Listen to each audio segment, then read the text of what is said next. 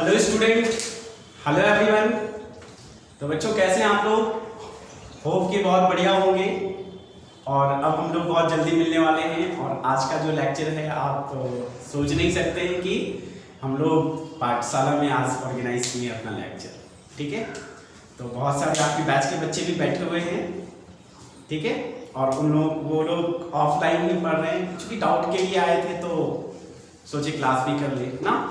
तो अब तक हमारा मॉडर्न फिजिक्स चल रहा था और मॉडर्न फिजिक्स में हमारा चल रहा था एटम्स में अब तक बेसिक 3 लेक्चर देख चुके हैं, जो कि हमारे सिलेबस में 12th के फिजिक्स के सिलेबस में नहीं है, राइट। लेकिन उसके बिना अभी जो हम स्टार्ट करने वाले हैं ये अधूरा रहता, इसे समझने में परेशानी आ सकती थी। इसलिए वो 3 लेक्चर बहुत जरूरी के लेक्चर थे जिसे हम लोगों ने पढ़ा है अब तक। ठीक है, अब तक जो बातें हो चुकी है वो थोड़ी बहुत हिस्ट्री हो चुकी है एटम्स की, कि एटम्स की हिस्ट्री भी ठीक उसी तरह रही थी जिस तरह से लाइट के बारे में कंट्रोवर्सी चला था। एटम्स में भी जिस तरह पीरियोडिक टेबल में चला था, ठीक उसी तरह एटम्स में भी बहुत सारे साइंटिस्ट आए, उन्होंने अपना अपना परसेप्शन रखा, अपना अपना थ्योरीज रखी, अपना अपना एक्सपेरिमेंट किया, जिसमें से रदरफोर्ड साहब का जो एक्सपेरिमेंट था वहां से कई चीजें सामने आई। रदरफोर्ड साहब ने ही न्यूक्लियस को इनोवेट किया। तो न्यूक्लियस के आने के बाद मालूम पड़ा, उससे पहले लोग जान रहे थे कि एटम्स दुनिया का सबसे छोटा पार्टिकल है। लेकिन रदरफोर्ड साहब आए, उन्होंने कहा कि एटम से भी छोटा है और इवन बहुत छोटा है, वो है न्यूक्लियस। ठीक है, तो न्यूक्लियस के बारे में जान ली है एक्चुअली पूरा चीज। उसके बाद हम लोग प्लैंक्स क्वांटम थ्योरी पढ़े। प्लैंक्स क्वांटम थ्योरी होता है, प्लैंक्स क्वांटम थ्योरी के अनुसार कोई भी मैटर जो एनर्जी को इमिट कर रहा हो या फिर एब्जॉर्ब कर रहा हो, वो जो करता है बच्चों, वो करता है एक पैकेट फॉर्म ऑफ एनर्जी। मतलब एक पैकेट के फॉर्म में। कुछ याद होगा साइकिल का चेन हमने बताया हुआ था कि जब साइकिल का चेन रुक जाता है तो इस तरह से साइकिल का चेन का फॉर्मेट दिखने लगता है, लेकिन ये जब काफी तेज स्पीड चलने लगता है तो लगता है इस तरह से चेन दिखने लगता है। तो ये जो पैकेट फॉर्म ऑफ एनर्जी है ना, ये एनर्जी इसी कहते हैं बच्चों, ये पैकेट के फॉर्म में होता है। ठीक उसी तरह जिस तरह होली में हम छोटा छोटा गुब्बारा भरते हैं ना, उस गुब्बारे की तरह, राइट। तो इसमें जो एनर्जी होता है, ये गुब्बारे में एनर्जी, जो कलर होता है ना बच्चों, ये कलर जो होता है ना, ये कलर कोई और नहीं एनर्जी है। और एनर्जी इसे कहते हैं क्या? क्वांटा। क्या कहते हैं बच्चों? क्वांटा। और सनलाइट के केस में से फोटोन भी कहते हैं। क्या? फोटोन, राइट बच्चों। तो क्वांटम फिजिक्स यहीं से आया। लाइट को पार्टिकल माना तो क्वांटम फिजिक्स आया, राइट। तो उसी में से प्लैंक साहब का क्वांटम थ्योरी आया। प्लैंक साहब का क्वांटम थ्योरी में भी प्लैंक साहब का यही कहना था कि लाइट जो है पार्टिकल के फॉर्मेट में, पैकेट एनर्जी के फॉर्म में पढ़ना है, तो वो क्वांटम फिजिक्स हो गया, राइट। तो इसमें एनर्जी कितनी होती थी लास्ट वीक लेक्चर में बताया था, h nu वगैरह वगैरह वगैरह ना, सब कुछ बताया था। शॉर्टकट इसे हम hc/λ भी कह सकते हैं। शॉर्टकट में 12400 एंगस्ट्रम इलेक्ट्रॉन वोल्ट में एनर्जी होता है, lambda should be in angstrom, कुछ इस तरह से थे। याद होगा, याद आ गया जल्दी से। तो ये क्वांटम था, ये था प्लैंक्स का क्वांटम थ्योरी। ठीक है, हालांकि इसे हम लास्ट लेक्चर में पढ़ चुके हैं, थोड़ा रिवीजन करवा दिए बच्चों, याद आ गया होगा। अब बहुत बहुत बहुत ही इंपॉर्टेंट टॉपिक स्टार्ट कर रहे हैं हम लोग एटम्स में, और वो है Bohr's atomic theory. Bohr's atomic theory, ठीक है। तो हम लोग आओ बच्चों देखते हैं बोर्स एटॉमिक थ्योरी, उसके बारे में सारी चीजें पढ़ते हैं, राइट। ओके, तो जल्दी से हेडिंग डाल दो सारे बच्चे, हेडिंग डाल दो बोर्स। अरे ये चिंता मत करो, ये बोर नहीं करेगा, नाम ही है बोर्स, ठीक है। एटॉमिक थ्योरी, बोर्स एटॉमिक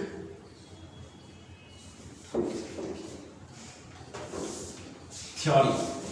तो हम लोग पढ़ने वाले हैं आज बोर्स एटॉमिक थ्योरी। जल्दी जल्दी कॉपी निकाल लो, ठीक है, लिखना स्टार्ट करो बोर्स एटॉमिक थ्योरी, ठीक है।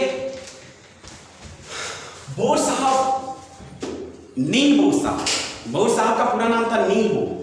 नील बोर साहब ने एटम्स के बारे में ऑलमोस्ट सब कुछ बताया। रदरफोर्ड ने अब तक सिर्फ न्यूक्लियस के बारे में बता पाए थे, रदरफोर्ड साहब उसके डेंसिटी, उसके मास के बारे में बताए थे, और रदरफोर्ड साहब ने सब कुछ बता दिया कि एक एटम्स के अंदर जो है उसका स्ट्रक्चर कैसा होता है, इसलिए नाम दिया गया एटॉमिक स्ट्रक्चर। एक एटम के अंदर किस तरह से स्ट्रक्चर होता है ये बोर साहब ने दिया। बाकायदा बोर साहब ने अपने इस थ्योरी के एप्लीकेशन में ऑलमोस्ट सारी जानकारी उस एटम्स के बारे में दे दिया बच्चों। राइट? क्या क्या जानकारी था इंतजार करेंगे हम लोग, ठीक है। फिलहाल तो बोर साहब के दिए गए एटॉमिक थ्योरी को हम पढ़ते हैं। तो बच्चों ये जो मॉडल है बोर साहब का एटॉमिक थ्योरी का, दिस मॉडल पॉइंट्स बनाकर लिखेंगे हम लोग, ठीक है। This model is based on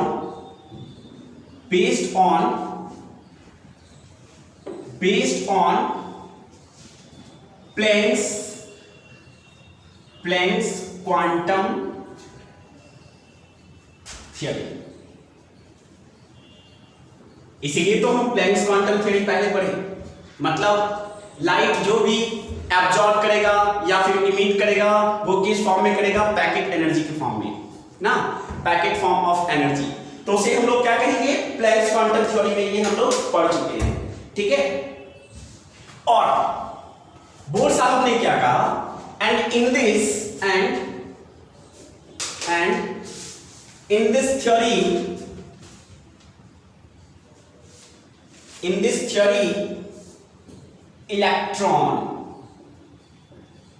electron इस थ्योरी में, मतलब किस थ्योरी में, बोर्स के एटॉमिक मॉडल की थ्योरी में, in this theory electron is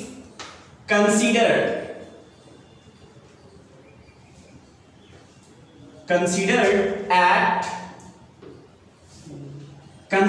as a particle। Electron को हम कैसे कंसीडर करेंगे बच्चों, एज ए पार्टिकल। मतलब ये इलेक्ट्रॉन है ना, इलेक्ट्रॉन को हम एज ए पार्टिकल करेंगे, एज पार्टिकल। इलेक्ट्रॉन को हम पार्टिकल मानेंगे, ठीक है। किसमें, बोर्स एटॉमिक थ्योरी में बोर साहब ने इलेक्ट्रॉन को एक पार्टिकल माना है। ध्यान रहे, पार्टिकल मतलब उसके पास सर्टेन मास होगा, उसकी वेलोसिटी होगी, उसके पोजीशंस होंगे ना। क्योंकि पार्टिकल है तो उनके साथ ये सब चीज साथ में साथ आता है।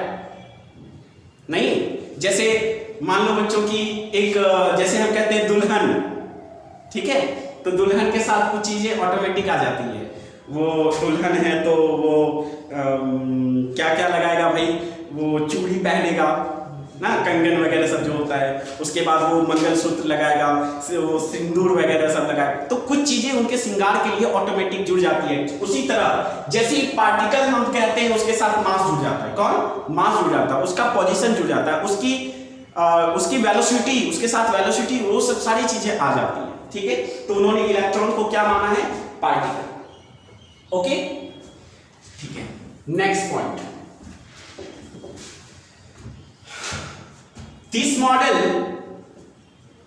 मॉडल कौन सा मॉडल, बोर साहब का atomic model. This model is valid, this model is valid only for one electron system, one electron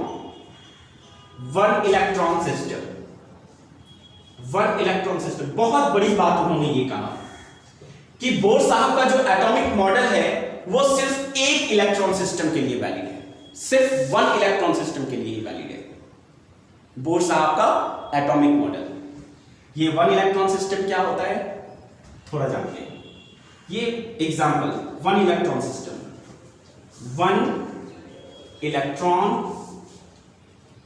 इसे सिंगल इलेक्ट्रॉन सिस्टम भी कहते हैं। क्या है? एग्जांपल के लिए जैसे हो गया हाइड्रोजन, हाइड्रोजन एटम, हाइड्रोजन याद होगा 1 1 1, हाँ बोलो, हाँ ये हो गया ना 1 इलेक्ट्रॉन सिस्टम, एक इलेक्ट्रॉन एक प्रोटॉन, तो इलेक्ट्रॉन तो एक ही है, ठीक है।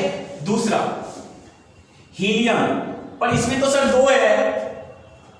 अरे भाई कहां कह रहे हैं इसमें 2, एक है। अब बताओ एक है या 2, बोलो एक, यस ओके।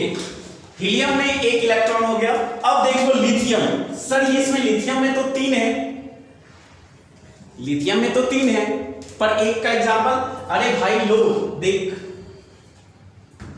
ठीक है ओके। इस तरह एग्जांपल लेते हैं सोडियम, सोडियम में कितने होते हैं बताओ बताओ, 11 होते हैं ना। अरे ये कर दिया, क्या गलत किया यार, कोई गुनाह तो नहीं किया। 1 इलेक्ट्रॉन सिस्टम, 1 इलेक्ट्रॉन, देखो 1 इलेक्ट्रॉन, देखो 1 इलेक्ट्रॉन, देखो 1 इलेक्ट्रॉन। क्या ये सारे इलेक्ट्रॉन 1 इलेक्ट्रॉन है? अगर 1 इलेक्ट्रॉन सिस्टम है तो इसके लिए बोर्स का एटॉमिक मॉडल वैलिड है। जल्दी से कॉपी करो बच्चों, कर लिया।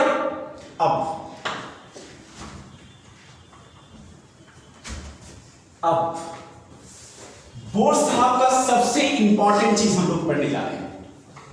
नील्स बोर्स के द्वारा दिए गए एटॉमिक मॉडल का सबसे इंपॉर्टेंट पॉइंट्स पढ़ने जा रहे हैं, एंड वो कोई और नहीं, वो है पोस्टुलेट्स।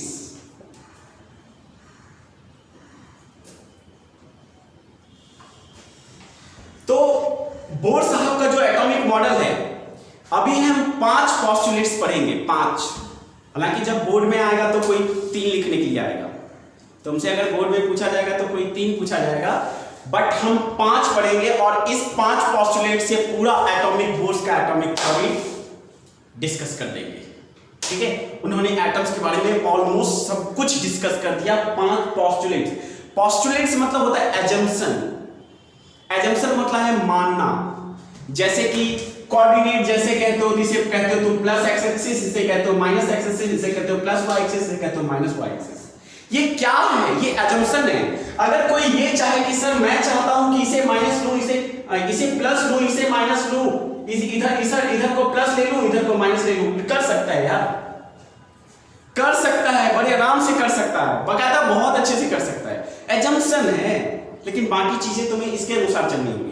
क्योंकि दुनिया इसे कोऑर्डिनेट मानी और दुनिया इसको फॉलो करती है, इसलिए हम इसको फॉलो करते हैं और इसे अपना रूल बना लेते हैं, राइट। तो ये एजम्पशन है जो साइंटिस्ट ले लिए, ठीक ना। ओके, तो अब हम लोग बच्चों इस एजम्पशन को बोर साहब के द्वारा दिए गए एटॉमिक मॉडल के एजम्पशन को पढ़ेंगे। ये कुछ 5 हैं जिसे पोस्टुलेट्स कहा जाता है। तो हम लोग हेडिंग डाल सकते हैं कि बोर्स एटॉमिक मॉडल लिख सकते हैं बच्चों, पोस्टुलेट्स कर bourse atomic model, bourse atomic model is based on following postulates,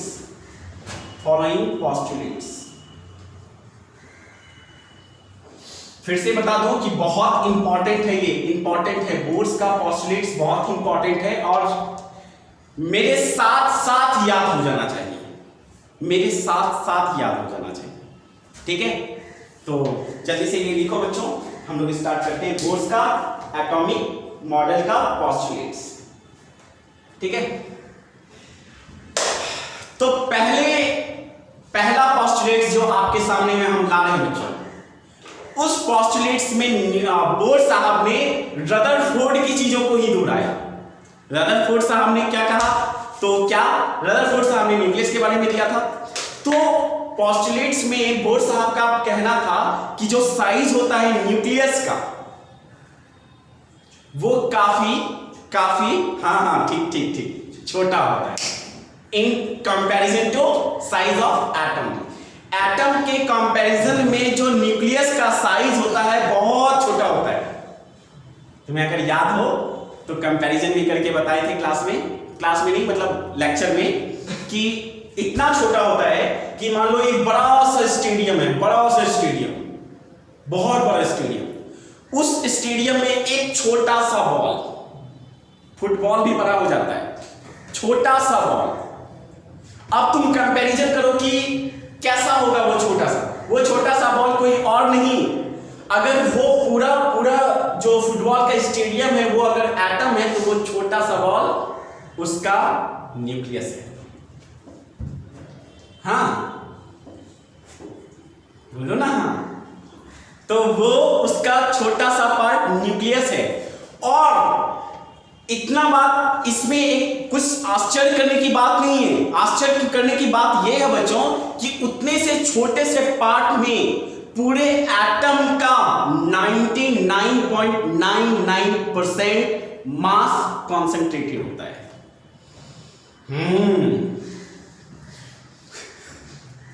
उतने से छोटे पार्ट में पूरा एटम्स का मास कॉन्सेंट्रेट होता है बच्चों, सोचो। तो वॉल्यूम तो बहुत कम है, अब मास तो बहुत ज्यादा है। वॉल्यूम बहुत कम है, मास बहुत ज्यादा है, इसलिए सोचो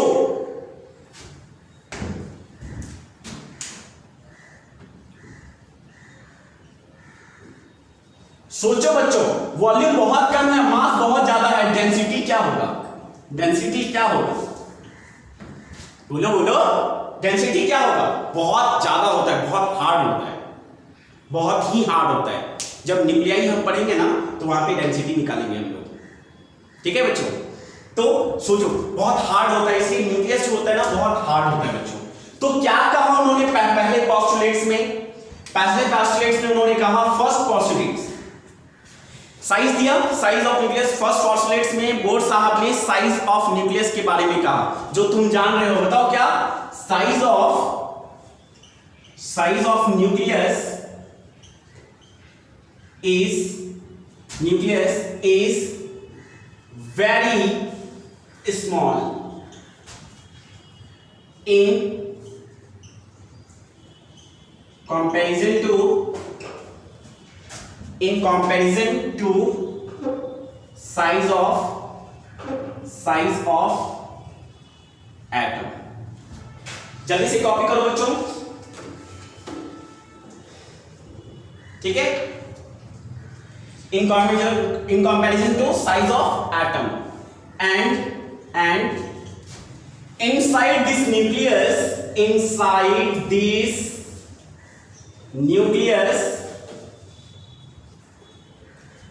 के अंदर कौन रहता है?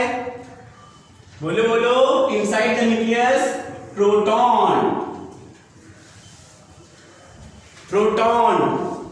and neutron. प्रोटॉन और न्यूट्रॉन रहता है, कौन बच्चों? न्यूट्रॉन, ठीक है। तो प्रोटॉन और न्यूट्रॉन रहता है कौन, कहां पे? बोलो इनसाइड द न्यूक्लियस, ठीक है।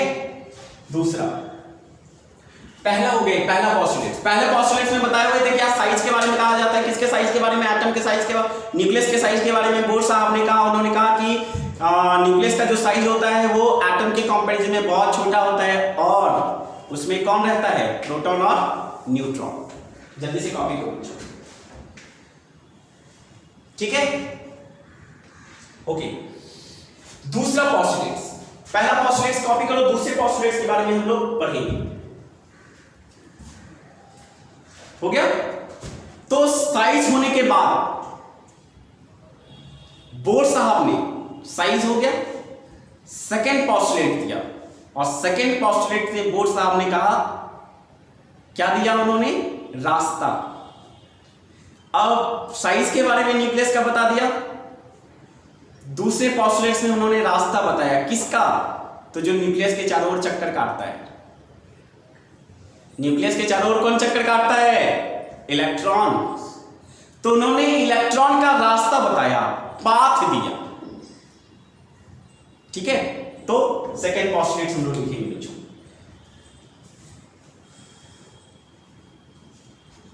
सेकेंड पोस्टुलेट तो बच्चों ऊपर वाला थोड़ा सा मिटाते हैं यार।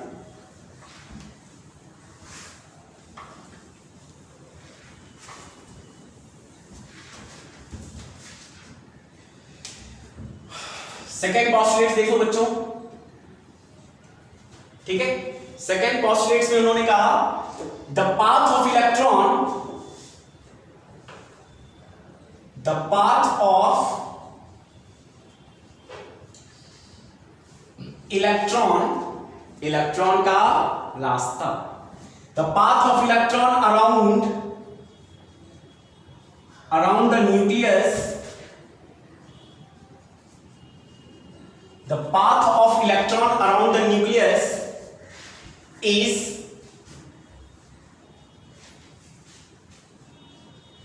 कैसा है बच्चों, कैसा होता है बच्चों, circular. The path of electron around the nucleus is circular, ठीक है, is circular and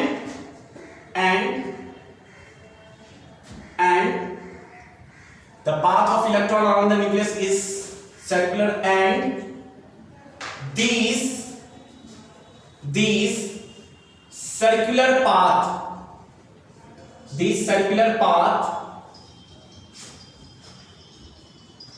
of path is known as, और ये जो सर्कुलर पाथ है ये कहलाता है, बताओ क्या, कोई बताओगे, जानते तो हो तुम, क्या बोलो, ऑर्बिट बोलना चाह रहे थे क्या, इज नोन एज ऑर्बिट, यही बोलना चाह रहे थे ना, या और सेल ना, और सेल, ठीक है। ये क्या कहलाता है, ऑर्बिट कहलाता है या फिर सेल कहलाता है, ठीक है बच्चों। तो जल्दी से याद करो पोस्टुलेट्स, 5 पोस्टुलेट्स हमें पढ़ने हैं। पहले पोस्टुलेट्स में उन्होंने साइज के बारे में बताया, न्यूक्लियस के साइज के बारे में बताया। दूसरे पोस्टुलेट्स में उन्होंने रास्ता बताया, किसके, इलेक्ट्रॉन का रास्ता बताया कि इलेक्ट्रॉन जो है न्यूक्लियस के चारों ओर सर्कुलर पाथ में रिवॉल्व करता है, और जिस पाथ में, जो पाथ में रिवॉल्व करता है उस पाथ को हम कहते हैं क्या, ऑर्बिट और सेल, ठीक है। जल्दी से कॉपी करो बच्चों, थर्ड पोस्टुलेट्स की ओर हम लोग बढ़ते हैं।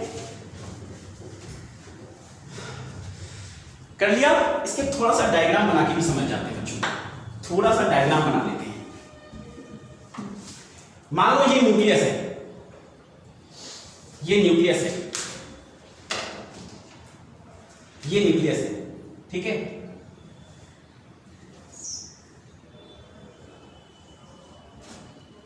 देखो ये इलेक्ट्रॉन, ये इलेक्ट्रॉन, ये इलेक्ट्रॉन, इसका ये रास्ता, जो जहां होगा इलेक्ट्रॉन उसका ये रास्ता, तो ये रास्ता जो है ये path of electron, path of electron, जिसे हम क्या कहते हैं बताओ, ऑर्बिट और सेल,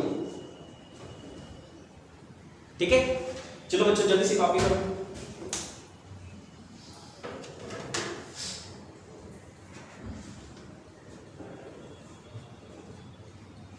हो गया, चलो third postulates,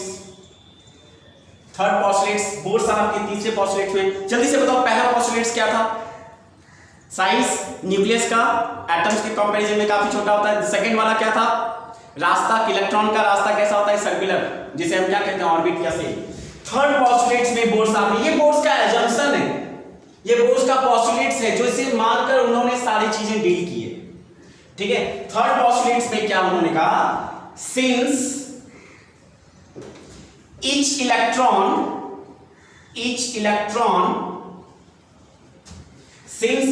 electron revolve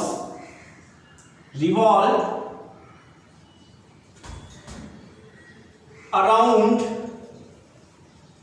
the sun, around the nucleus, since each electron revolves around the nucleus in circular path, circular path of definite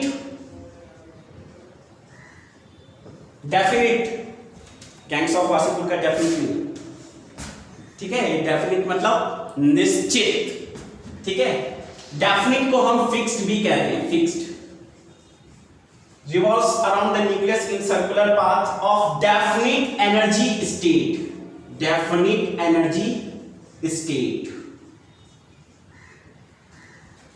definite energy state, and these definite energy state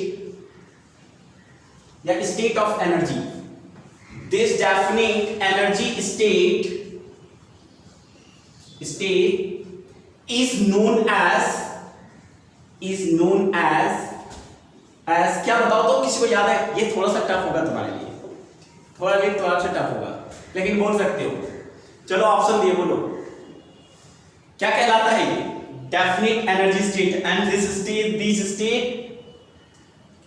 of definite energy is known as क्या? Is known as, बोलो energy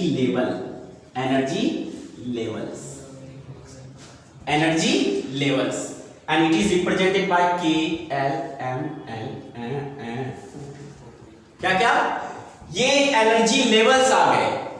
bore साहब का तीसरा postulates में मानना था bore साहब का कि जो भी इलेक्ट्रॉन है वो जब रिवॉल्व कर रहा है किसके चारों, न्यूक्लियस के चारों ओर, तो उसके पास एक फिक्स्ड एनर्जी होती है, डेफिनिट एनर्जी होती है, जिस एनर्जी में वो रिवॉल्व करते रहता है। और जो होता है वो फिक्स होता है, ना तो ज्यादा होता है ना तो कम बढ़ता है। ऐसा नहीं है कि घूमते घूमते एनर्जी बढ़ जाता है, एक्साइटेड हो जाता है, वाह, नहीं। जब तक एक्सटर्नल एजेंट काम नहीं करेगा तब तक वो इलेक्ट्रॉन उस सर्कल में, उस पाथ पर, उस ऑर्बिट में घूमता ही रहेगा। सर एक बात बताओ यार, कि जब इलेक्ट्रॉन ये घूमता रहेगा तो ये घूमते घूमते यहां नहीं गिर जाएगा, न्यूक्लियस में नहीं गिर जाएगा? बोलो घूमते घूमते नहीं गिर जाएगा। एनर्जी कम होगा तो न्यूक्लियस की तरफ खींचा जाएगा, ऐसा नहीं है। बाहर एक फोर्स काम करेगा। कोई भी चीज सर्कुलर पाथ में जब रिवॉल्व करता है, कोई भी चीज अगर सर्कुलर पाथ में रिवॉल्व करता है तो क्या होता है, बाहर की तरफ एक फोर्स लगता है ना, बाहर की तरफ, तुम जानते होगे सेंट्रीफ्यूगल फोर्स होता है mv²/r। तो उसी तरह जब इलेक्ट्रॉन रिवॉल्व करता है, क्योंकि इलेक्ट्रॉन क्या है, मास है। याद करो, इलेक्ट्रॉन पार्टिकल के पास मास होगा, और मास होगा तो बाहर एक लग रहा है फोर्स, सेंट्रीफ्यूगल फोर्स लग रहा है ना, तो बाहर फोर्स लग रहा है सेंट्रीफ्यूगल फोर्स, जिसके कारण वो न्यूक्लियस में जाके नहीं गिरता है, ठीक है। हाँ, ये अलग बात है कि अगर इलेक्ट्रॉन के पास एक्स्ट्रा एनर्जी आ जाएगा तो ये बाहर चला जाएगा, मतलब हायर ऑर्बिट में चला जाएगा। कम एनर्जी होगा तो लोअर एनर्जी में ऑर्बिट में आ जाएगा, उसके साथ डिस्कस करेंगे। फिलहाल हम थर्ड स्टेट के बारे में बोले। जिस भी ऑर्बिट में इलेक्ट्रॉन रिवॉल्व कर रहा है उस ऑर्बिट में इलेक्ट्रॉन रिवॉल्व करता रहेगा तब तक जब तक कि कोई एक्सटर्नल एजेंट उस इलेक्ट्रॉन पे काम नहीं करे। उस इलेक्ट्रॉन पे जब तक एक्सटर्नल एजेंट काम नहीं करे वो इलेक्ट्रॉन उस पाथ पर रिवॉल्व करता रहेगा। क्लियर है? ठीक है। और वो जो ऑर्बिट है उसका एनर्जी फिक्स्ड होगा, और वो जो फिक्स एनर्जी होगा वो क्या कहलाएगा, उसका एनर्जी लेवल्स। तो इसका पाथ, ये अलग पाथ है, इस पाथ में इलेक्ट्रॉन रिवॉल्व करता है, इस पाथ में भी इलेक्ट्रॉन रिवॉल्व करता है, इस पाथ में भी इलेक्ट्रॉन रिवॉल्व करता है। तो अलग अलग पाथ है इलेक्ट्रॉन का, तो इस पाथ का अलग अलग, और जो भी इस पाथ में रिवॉल्व करने वाले इलेक्ट्रॉन का एनर्जी होगा वो फिक्स्ड होगा। जो भी इस पाथ में रिवॉल्व करने वाले इलेक्ट्रॉन का एनर्जी होगा वो फिक्स्ड होगा। जो भी इस ऑर्बिट में रिवॉल्व करने वाले इलेक्ट्रॉन का एनर्जी होगा वो फिक्स्ड होगा। ठीक है। और ये एनर्जी लेवल्स कहलाएंगे। एक चीज ध्यान रखना, ये जो यहां पे दिखा रहे हैं ना बच्चों, हम जो लेक्चर के लास्ट में बताने वाले हैं, इसे बताने वाले हैं ऐसे, इसे बताने वाले हैं ऐसे, इसे बताने वाले हैं ऐसे, और अगर ऑर्बिट रहता तो ऐसे। इसे कहते हैं ग्राउंड लेवल, इसे कहते हैं फर्स्ट एक्साइटेड लेवल, इसे कहते हैं सेकेंड एक्साइटेड लेवल। जैसे यहां ग्राउंड लेवल मतलब ये फर्स्ट, सेकेंड, थर्ड।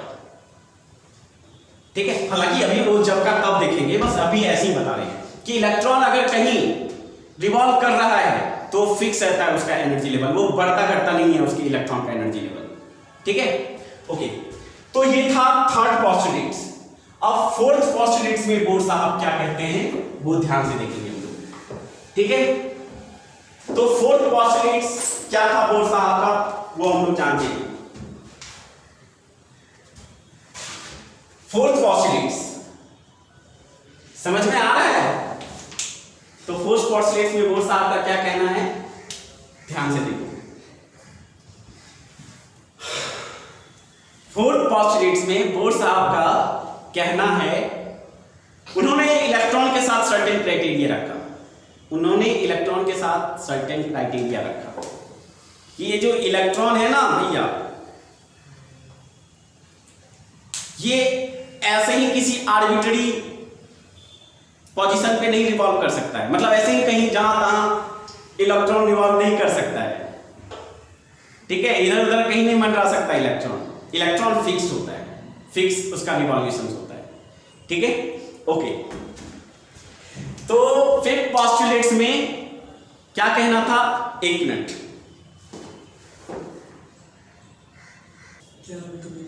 तो बच्चों हम लोग थर्ड पोस्टुलेट्स देखिए। अब फोर्थ पोस्टुलेट्स क्या है बोर साहब का, उन्होंने साफ साफ इंस्ट्रक्शन दिया।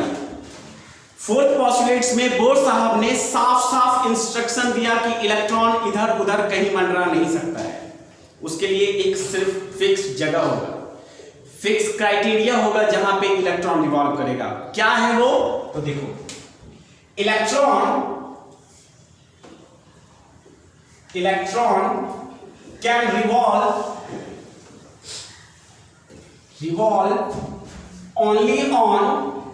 only on those orbit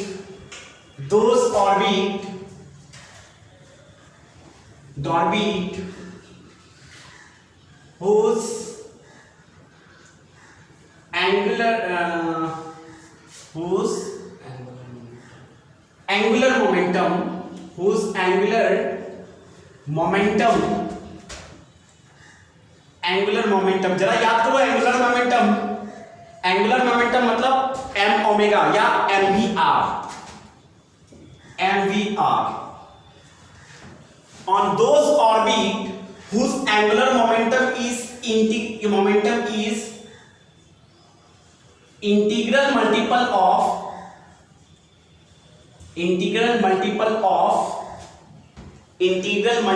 of h by 2 pi।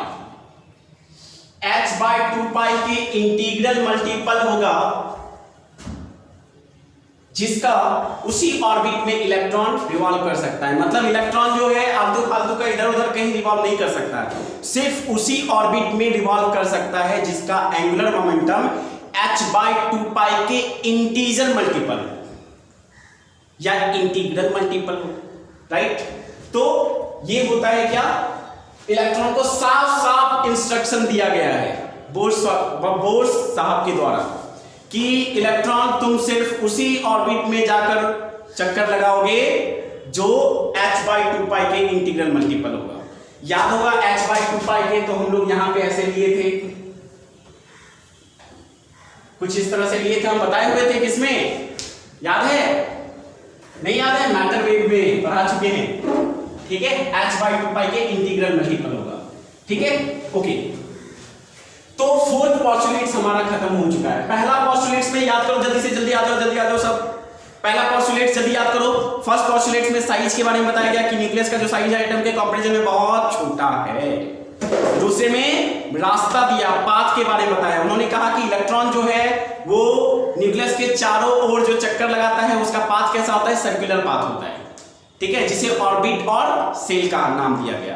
Third postulates में क्या था कि इलेक्ट्रॉन जो है जिस ऑर्बिट में रिवॉल्व करता है उस ऑर्बिट का जो एनर्जी होता है, स्टेट, एनर्जी का स्टेट वो फिक्स्ड होता है, डेफिनिट होता है। और उस फिक्स्ड डेफिनिट एनर्जी के स्टेट को हम लोग कहते हैं क्या, energy levels, right. Okay, fourth postulates में उन्होंने कहा कि इलेक्ट्रॉन जहां तहां नहीं घूम सकता है, इधर उधर कहीं घूम नहीं सकता है, इलेक्ट्रॉन सिर्फ उसी ऑर्बिट में रिवॉल्व करेगा जिसका एंगुलर मोमेंटम h/2π के इंटीग्रल मल्टीपल होगा।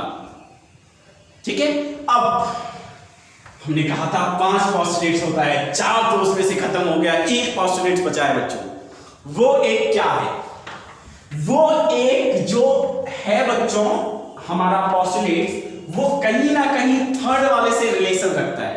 थर्ड वाला क्या था, हमारा थर्ड वाला था कि इलेक्ट्रॉन जिस ऑर्बिट में रिवॉल्व करता है उसका एनर्जी फिक्स्ड होता है, डेफिनिट होता है, जिसे एनर्जी लेवल्स कहते हैं।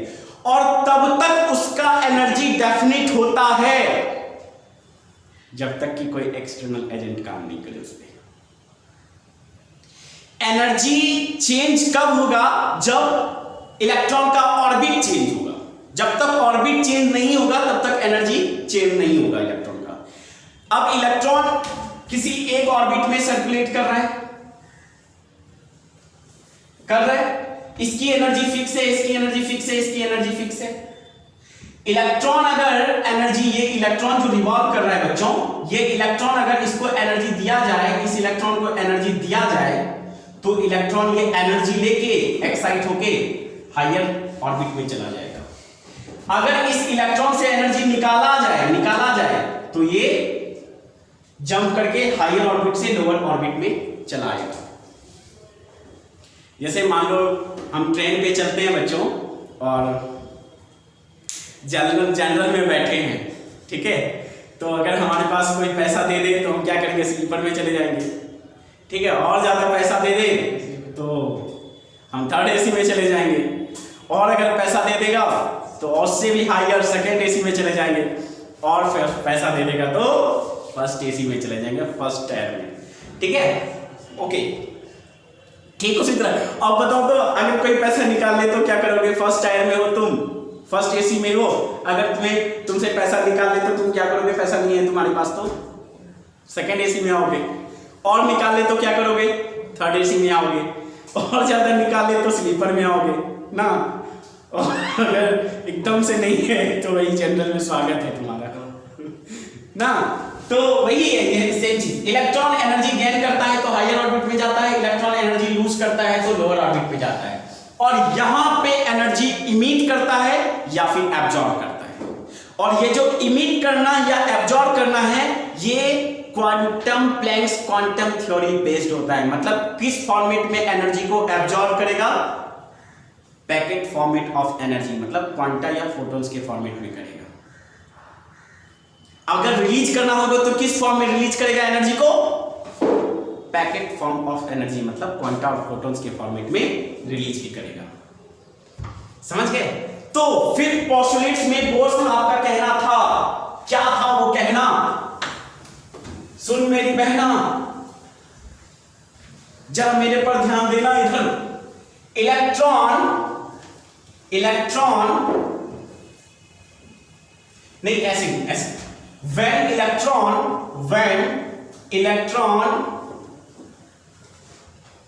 jumps from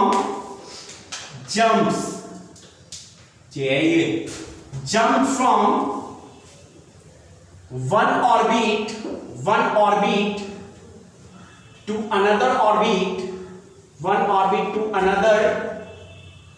orbit to another orbit, ठीक है, it absorbs or emit energy, some energy, emits some energy.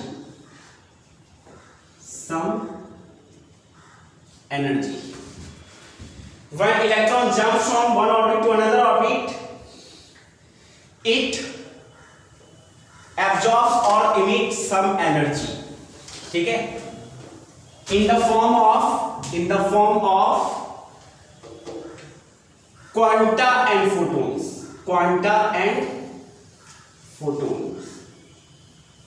in the form of quanta and photons।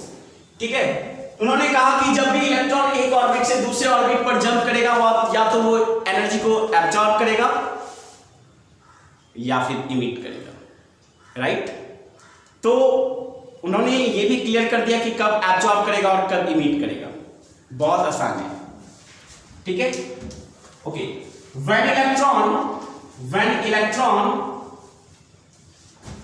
jumps from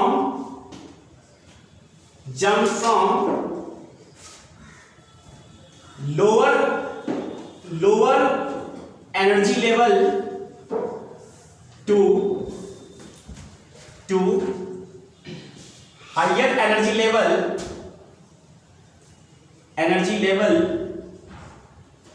it absorbs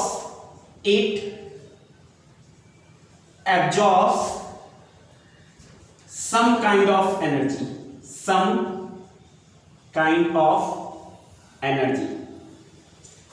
हाँ, बोला कि जब इलेक्ट्रॉन लोअर एनर्जी लेवल से higher energy level पर जाएगा तो वो एब्जॉर्ब करेगा।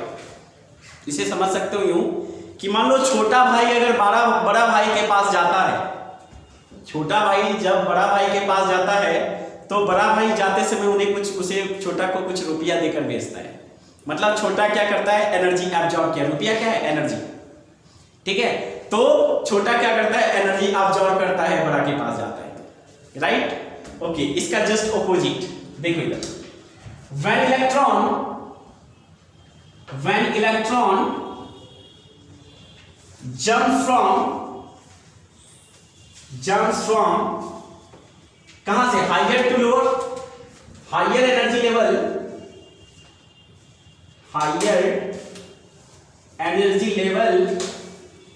टू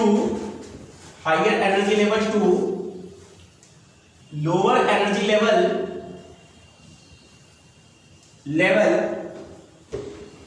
it absorbs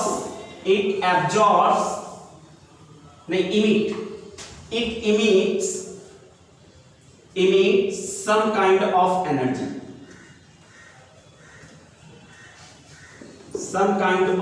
energy, ठीक है। अब दूसरा पॉइंट में कहना है कि जब हायर ऑर्बिट से लोअर ऑर्बिट तक इलेक्ट्रॉन जंप करेगा तो वो कुछ एनर्जी इमिट करेगा।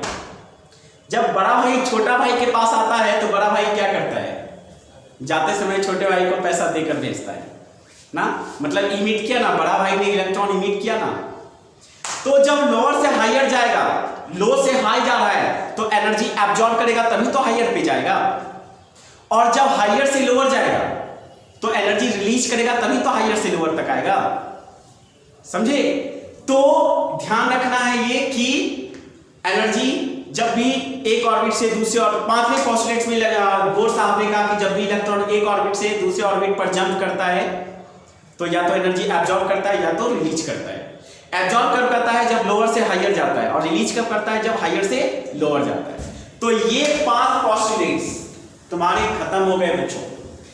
अब एक साथ पांचों पोस्टुलेट्स को रिमाइंड करो और दूसरे दिन दिमाग में रहे इस तरह से रिमेंबर करो। पहला साइज था न्यूक्लियस का, जो बहुत छोटा होता है in comparison to size of atom. दूसरा था path of electron is circular around the nucleus and this path of electron is known as orbit और शेल। तीसरा था energy level, electron revolve in a fixed energy state, ठीक है, and this energy state is known as energy levels. तीसरा था electron की electrons can only revolve in those orbit whose angular momentum is integral multiple of h/2 पाई, ठीक है, कि electron सिर्फ उसी ऑर्बिट में रिवॉल्व करेगा जिसका एंगुलर मोमेंटम h/2 पाई के इंटीग्रल मल्टीपल होगा। चौथे पोस्टुलेट्स में, पांचवें पोस्टुलेट्स में इलेक्ट्रॉन का कहना था कि इलेक्ट्रॉन जब भी जंप करेगा एक ऑर्बिट से दूसरे ऑर्बिट, वो या तो एनर्जी एब्जॉर्ब करेगा या फिर एनर्जी रिलीज करेगा, जो भी करेगा इन फॉर्म ऑफ क्वांटा और फोटोन करेगा, राइट। और कब करेगा, जब लोअर से हायर जाएगा तो एब्जॉर्ब करेगा और जब हायर से लोअर जाएगा तो इमिट करेगा। ठीक है बच्चों, समझ में आ गया, कोई परेशानी नहीं। अब एक डायग्राम फाइनली हम बनाते हैं और उसमें सारी चीजें ये पोस्टुलेट्स को दिखा देते हैं। ओके,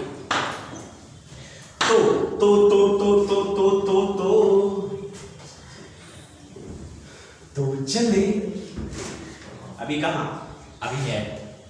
ठीक है, हम जो बताए थे बच्चों की, ये देखो ये हो गया न्यूक्लियस और ये हो गया उसका चारों ओर चक्कर काटने वाला। ठीक है, ये हो गया N1 N2 N3। इसको लिखते हैं हम बच्चों ऐसे, ये फिर हो गया, ये फिर हो गया, ये फिर हो गया, ये एनर्जी लेवल्स है, ये हायर, ये लोअर, ये लोअर, ये लोअर। ठीक है, इसे कहेंगे हम, इसे कहेंगे बच्चों n=1 और इसे नाम देंगे ग्राउंड स्टेट। क्या? Ground state. अगर इलेक्ट्रॉन इस स्टेट में है तो इसे कहेंगे हम लोग ग्राउंड स्टेट। ये हो गया n=2 मतलब ऑर्बिट नंबर 2 और इसके नाम कहेंगे बच्चों first excited state. First excited state किसका? मेरा। अरे मेरा भैया, अरे इलेक्ट्रॉन का।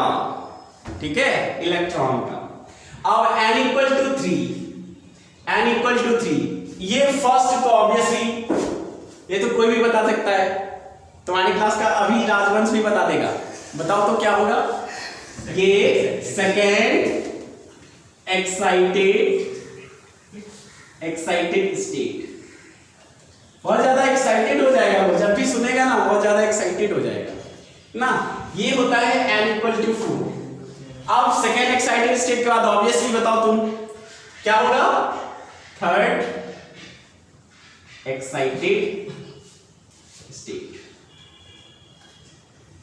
and so on and so on so on so on। ठीक है, तो बच्चों पोस्टुलेट्स खत्म हो गया। अब जल्दी से हेडिंग डालो एप्लीकेशन। अब हम लोग पढ़ेंगे किसका? बोर साहब का एप्लीकेशन। ठीक है, बोर साहब के पोस्टुलेट्स खत्म हो गए, सारी जानकारी तुम्हें मिल गई। अब हम लोग पढ़ेंगे application of Bohr's atomic model. तो जल्दी से हेडिंग डालो बच्चों, application of Bohr's atomic model. तो हेडिंग डालते हैं हम लोग जल्दी से, एप्लीकेशन।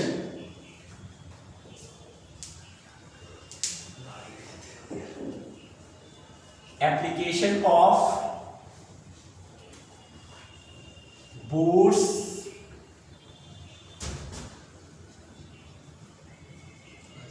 Atomic model. तो application of Bohr's atomic model. ठीक है, अब बोर्स के एटॉमिक मॉडल का हम लोग एप्लीकेशन देखेंगे बच्चों। ठीक है, लंबा लेक्चर तो नहीं हो रहा है ना?